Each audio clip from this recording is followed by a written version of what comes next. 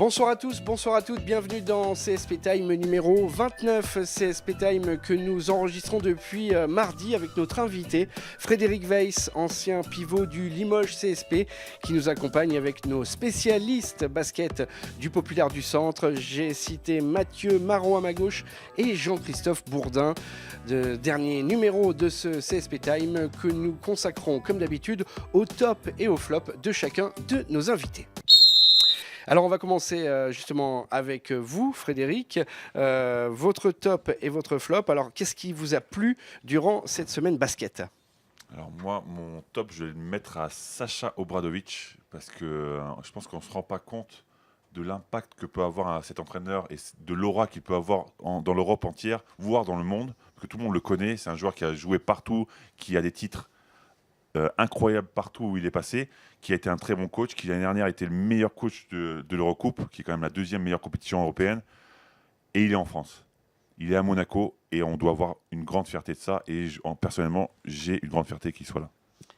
Mathieu, votre top ? Alors mon top, moi, c'est Mame Jaïté qui a fait signer une superbe performance face à Milan, équipe d'Euroleague. Même ancien Limougeot, qui a fini le match avec 16 points, 11 rebonds, 4 interceptions et 2 passes décisives, 34 d'évaluation en 26 minutes. Il joue, rappelez-nous. Il joue à Torino. Au Torino. Il était à Limoges.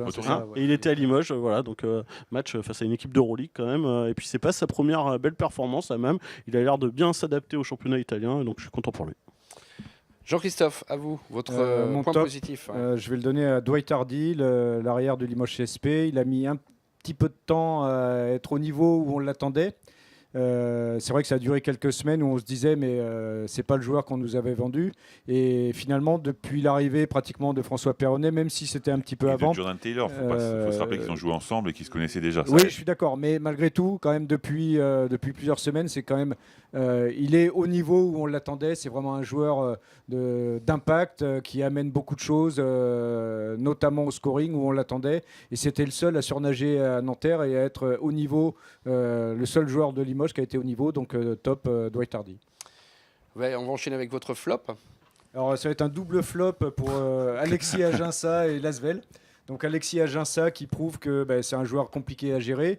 Il le prouve une nouvelle fois puisqu'il il a des grosses difficultés avec Lasvel.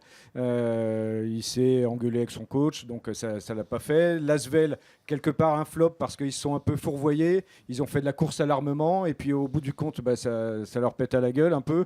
Voilà. Mais le petit bémol quand même pour Lasvel, c'est qu'eux au moins ils font respecter l'institution, puisque Alexis Aginsa, je pense qu'il ne va pas rester à Lasvel, et eux ils font respecter que le club passe avant un joueur. Ça n'a pas été le cas de tout le monde, et je pense notamment au Limoges CSP. Mathieu. Moi, j'avais pas de flop, alors j'ai mis un deuxième top, c'est pour le CM du club d'Albi. Voilà, Ouais, qui a été sur les réseaux sociaux. Alors je suis pas sûr qu'ils aient un CM à ce niveau-là, mais c'est un CM qui a été sur les réseaux sociaux là. Puis il a remis Frédéric Weiss à sa place, bien comme il faut là.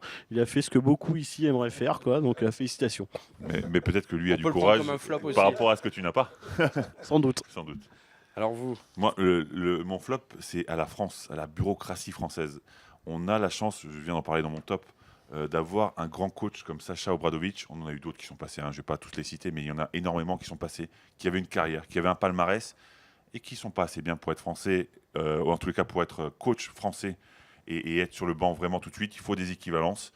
Moi, j'en ai marre. J'en ai marre de ce pays où on considère que les diplômes sont plus importants que l'expérience. On revient de plus en plus dans les entreprises privées.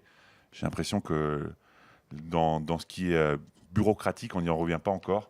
Parce que c'est important de se dire que l'expérience est très importante. Les diplômes, c'est bien, mais si vous voulez terminer comme ce garçon à ma gauche, passez des diplômes. Si vous voulez réussir votre vie, faites comme JC Bourdin. Qui n'a aucun diplôme, qui sort de nulle part. Il a des diplômes, mais c'est son expérience qui a primé dans sa vie, alors que toi, c'est juste tes diplômes. Merci. Voilà. J'ai couché, moi. Merci, messieurs. Merci, Frédéric, d'avoir été notre invité toute cette semaine. Merci, messieurs, d'avoir répondu à nos questions. On vous donne rendez-vous dans 15 jours pour le prochain numéro de CSP Time. Merci de nous avoir suivis. Retrouvez-nous donc sur le site internet lepopulaire.fr et sur Facebook, sur la page Le Populaire Sport. À bientôt.